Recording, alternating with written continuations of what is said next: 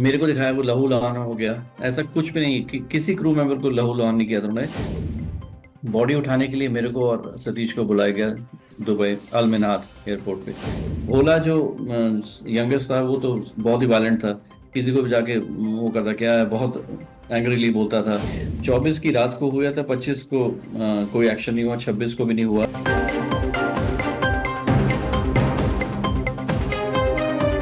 पहली कंट्रोवर्सी जो लोगों ने नोटिस करी थी वो है कि दो हाईजैकर्स के नाम भोला और शंकर दिखाए गए हैं, जो वास्तविकता में थे।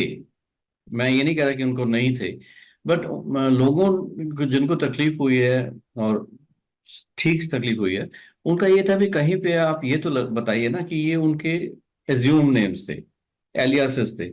वे उनके असल नाम जो थे वो शंकर का शायद, एनीवे मैं भूल गया उनके एक्चुअल नेम्स। उसका एक तो जहूर अहमद मिस्त्री था जिसको भोला बोलते थे, और शंकर का कुछ और था। एनीवे, तो वो दे, ये हाईलाइट होना चाहिए था, यहाँ कहीं पे कैप्शन होता है भी इनकी असल नेम्स है। Controversy number one. Controversy two के आपने कहा कि ये फिक्शनल ड्रामा है। उसके बाद आपने उसमें फुटेज डाल दी एक्चुअल इंसिडेंट्स की। तो आप पूरी तरह अपने आप को डिस्टेंस क्यों नहीं कर पाए, डिस्कनेक्ट क्यों नहीं किया आपने उससे? आप उसका नाम भी रख रहे हैं IC-814, आप उसको कह रहे हैं नहीं फिक्शनल है। तो वो कुछ समझ नहीं आया, मतलब नेक दिली नहीं लगती मुझे उस चीज में, उनके इरादों में। एंड उसके बाद अंदर जो दिखाया, खैर कैबिन का वो भी बड़ा विवाद विवाद आई मीन कंट्रोवर्शियल है। कि जैसे मेरे को दिखाया वो लहू लुहाना हो गया। ऐसा कुछ भी नहीं किसी क्रू मेंबर को लहू लुहान नहीं किया था उन्होंने। उन्होंने एयर होस्टेस को थप्पड़ भी नहीं मारा था। ये सिर्फ पता नहीं किस लिए हाईलाइट करने के लिए उनको कर दिए। ओनली जो हमारा जूनियर मोस्ट एक पर्सन था, सतीश, यंग फेलो, उसको उन्होंने यहाँ पे मारा था, और उसको बाल खींचे थे, थोड़ा मिस हैंडल किया था। तो ये चीज हुई थी। एंड देन वो अंताक्षरी वाला सीन भी उन्होंने बहुत ज्यादा वो कर दिया। वो किसी एक कोने में हुआ होगा, इट डिडंट इन्वॉल्व कि हर लोग सारे ही गा रहे थे या कुछ कर रहे थे। हाँ, एक सेशन ऐसा जरूर हुआ था जहाँ पे उन्होंने लोगों को कहा था कि कुछ सुनाइए, आप माहौल तो हल्का करना ही है, वक्त भी काटना है, ये सब कह के। तो ये चीजें थोड़ी अ, उनको डाइजेस्ट करना मुश्किल है। पांचों में से दो जे क्लास जो 300 हमारे एयरक्राफ्ट में होती थी उसमें बैठे थे, और दो पीछे बैठे थे। पांचवा कहाँ बैठा था मुझे पता नहीं है, वो भी क्योंकि आया था। ये सिलसिला शुरू हुआ जब मैं कॉकपिट से बाहर आ रहा था, और सामने एक छोटे कद वाला, भारी शरीर वाला, स्पेक्स पहने हुए, ऊपर उसने वो मास्क लगाया हुआ था, और उसके हाथ में एक पिस्टल थी। तो उसने कहा कि हम तैयारा ओवरटेक कर रहे हैं, टेक ओवर कर रहे हैं, सॉरी, एंड आप भी कोई होशियारी मत दिखाइए। एंड मैंने अपना कोशिश करी कि कप्तान साहब को किस तरह इंफॉर्मेशन दे दी जाए, जो प्रोटोकॉल होता है भी उनको पता तो होना चाहिए, थोड़ा बहुत कर सकते हैं। पर तब तक उसने अपना पैर बढ़ा दिया था आगे की तरफ। उसने कहा कि हमारी आपसे कोई दुश्मनी नहीं है, तो मतलब don't try to be over smart, that's what he meant. फिर वो अंदर चले गए। फिर एक भाई जाकर वो गैली में था, उसने कहा कि आप पीछे जाइए, मेरे को पीछे भेज दिया गया। जब वो हुआ, फिर दो लोग और खड़े हो गए इकोनॉमी क्लास में। मैंने खुद उनको खड़े होते हुए देखा था, यानी ये चार नजर आ गए। एक पांचवा जो मेरी समझ में है कि वो किसी टॉयलेट में खड़ा था, जो कॉकपिट के तुरंत बाहर थे ना भाई। बिकॉज कोई भी अगर स्कफल होती है या कुछ होती है तो they would have succeeded in overpowering the person who try to obstruct their mission। बस फिर उसके बाद तो बहुत ही कहर ढाने वाला सीन था कि उन्होंने धक्के मारना शुरू किया, लोगों को उठाने के, किसी एट रैंडम थप्पड़ मार रहे थे। कुछ फूड जो उनके जे क्लास में पड़ी थी उनको नीचे फेंका काफी, और ऊपर नीचे भागना दौड़ना, वो सब शुरू हो गया था। हमें तब भी लगा था कि इतना सीरियस नहीं हो सकता, बिकॉज मैंने और जगह भी बोला है कि उससे पहले जितने भी एयरक्राफ्ट हाईजैक हुए थे उनका 1.5 दिन के करीब मैक्सिमम ड्यूरेशन होती थी, जिसके दौरान वो रिजॉल्व हो जाते थे। तो फिर वो अमृतसर लैंड करे, ऊपर नीचे हुआ, एयरक्राफ्ट जैसे फ्लाई कर रहा था, कैप्टन के ऊपर तो यकीनन बहुत बड़ा बर्डन था ही, स्ट्रेस था। और उसके बाद अमृतसर जब टेक ऑफ करे, वो भी बड़ा डरावना एक सीन था कि सडनली यूर एयरबॉर्न। फिर लाहौर लैंड करे, हमें कुछ नहीं पता था। I don't think any cabin crew knew about that. हमें मेरे को पता तब चला, मेरे जूनियर कॉलीग को तो पता लग गया था कि उन्होंने स्टैबिंग करी है, उनको उसको बुलाया गया था। तो उसको और एक हमारी कॉलीग रजनी को कि इसको दवा दो, जो रिपन जिसको स्टैब किया गया था। पर उसके बाद बॉडी उठाने के लिए मेरे को और सतीश को बुलाया गया दुबई अल-मिन्हाद एयरपोर्ट पे। वहां जाके ज्ञात हुआ कि मामला बहुत संगीन है, एंड ये लोग किसी भी लिमिट तक जा सकते हैं अपनी बात मनवाने के लिए। फिर कंधार तक पहुंचे। फिर कभी वो आ जाते थे, बात करना शुरू कर देते थे, थोड़ा बहुत लग रहा था, हमें लग रहा था भी अब चलो ग्राउंड पे एटलीस्ट कुछ तो होगा। पर जब हमें पता चला कि वो अफगानिस्तान है, तो और भी ज्यादा वो निराशा होने लग गई कि मामला इतनी जल्दी सुलझेगा नहीं और हमारे फेवर में जाना जाएगा, ऐसे कम चांसेस हैं।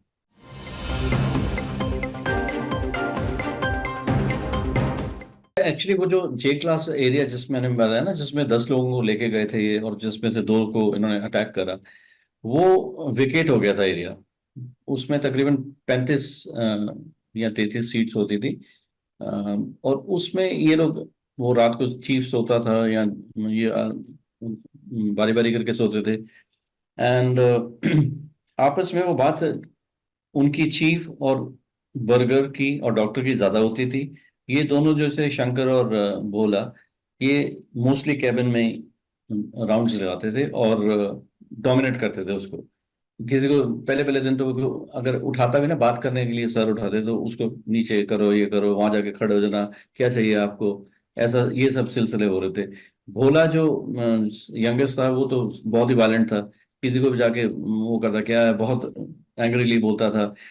फिर धीरे धीरे उनका मैंने देखा कि उनका थोड़ा सा नर्म होना शुरू हो गया व्यवहार। पर मैं ये भी मानता हूँ नर्म उनकी अपनी मजबूरी थी, बिकॉज तुम कितने दिन गुस्सा रह सकते हो किसी से, कितने दिन डोमिनेट कर सकते हो।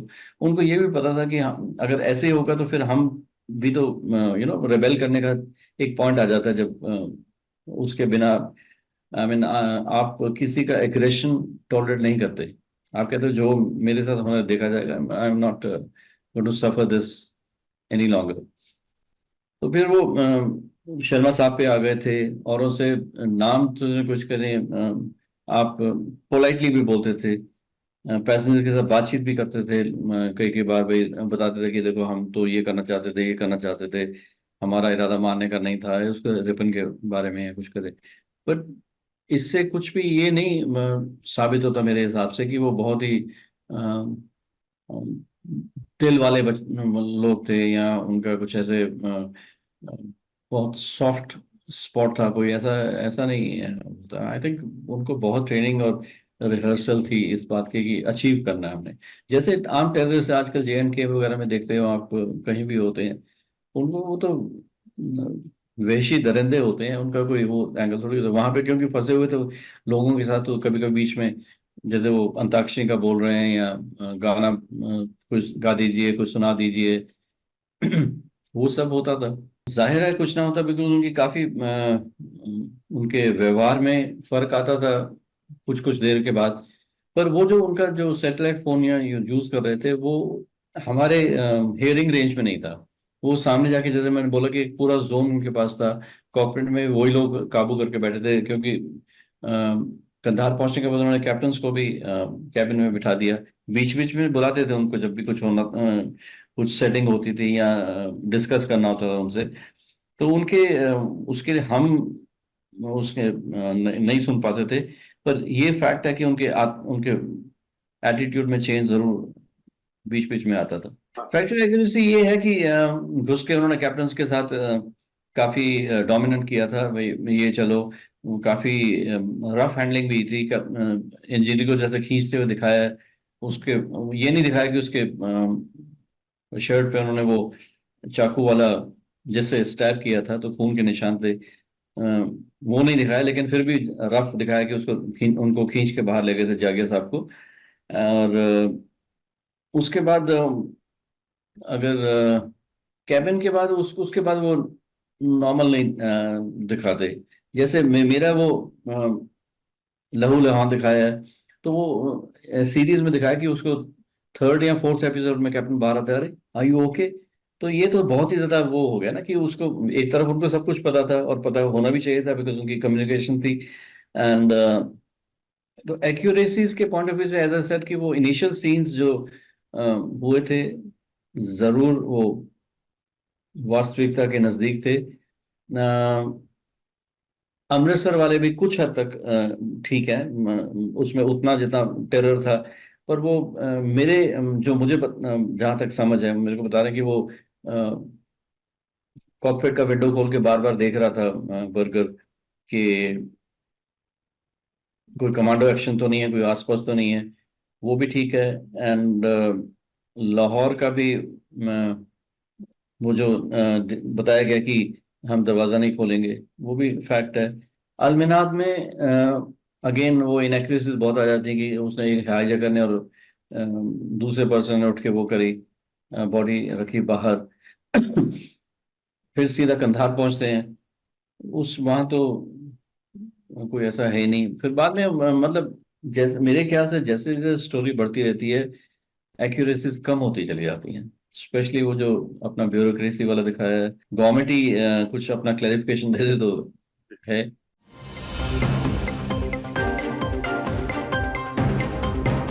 इनिशियली इन लोगों ने हमें बहुत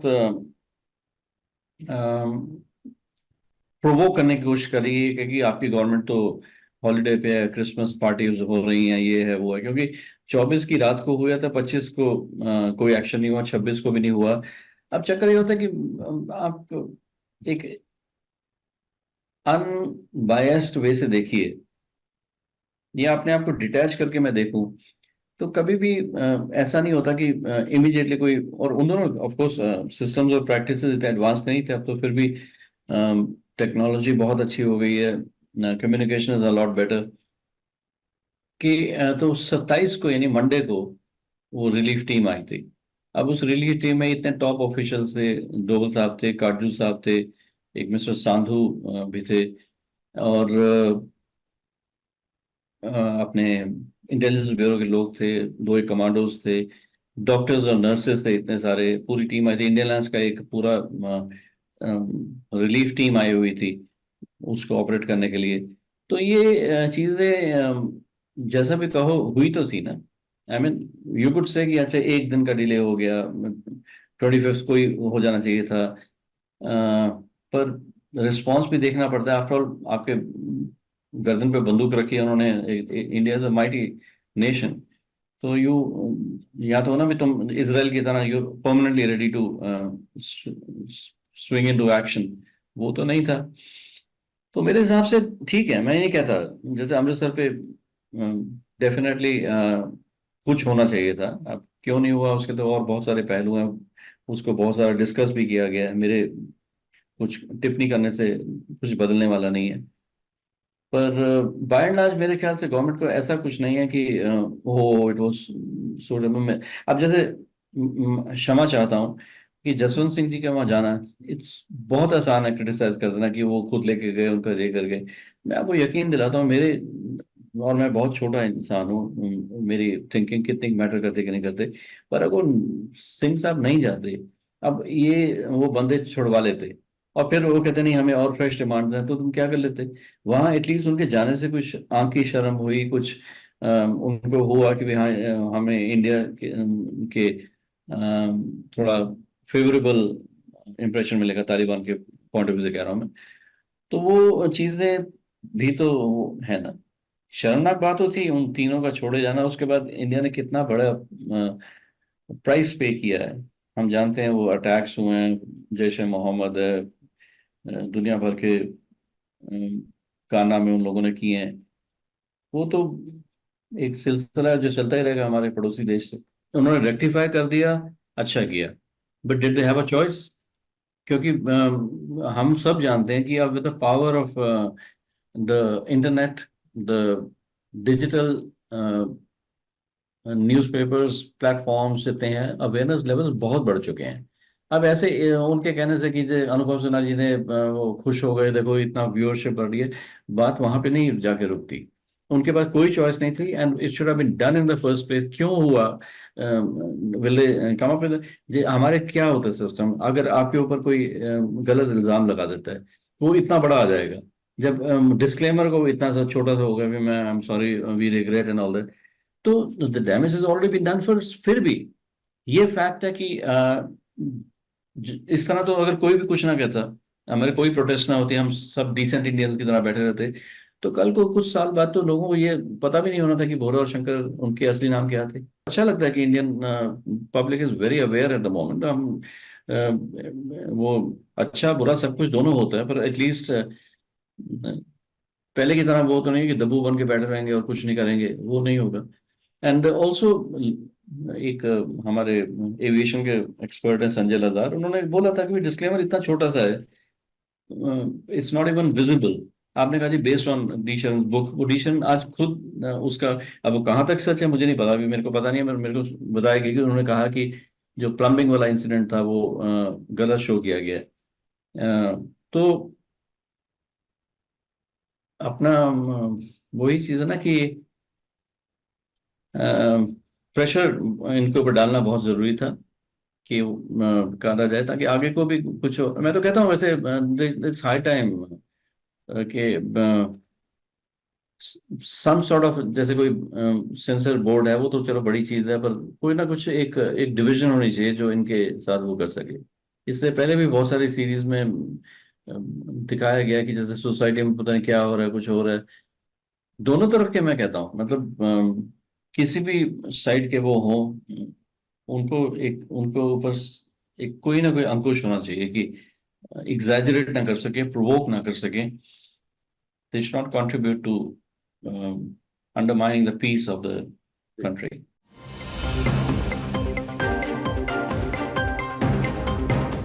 बिल्कुल। आई मीन दुख दुख के साथ कहना पड़ता है कि आई मीन अभी भी जो लोग इनकी तरफदारी कर रहे हैं, वो तो यही कह रहे हैं कि वो बहुत सारा more people are watching it. पर मेरे हिसाब से कहीं एक जमीर नाम की भी चीज होनी चाहिए, जो शायद नहीं, इन लोगों में नहीं होगी इनका, जैसा जो इनके और पुराने हरकतों में भी जाहिर हुआ है। पर सब चीज तो आप उससे नहीं नाप सकते ना, कि आपने पैसा कमा लिया। कहीं कुछ मन में भी आपके होना चाहिए, मैं नहीं गलत कर रहा हूँ, अब उनके कारण होंगे, आई एम नॉट सेइंग दैट उनकी थिंकिंग एक तरह से वो एक ही सोच में ढले हुए हैं, तो उनको लगता है कि नहीं हम तो ठीक कर रहे हैं। I mean, इनको the government of the day should be put put to some discomfort, but I mean questionable activities है ये।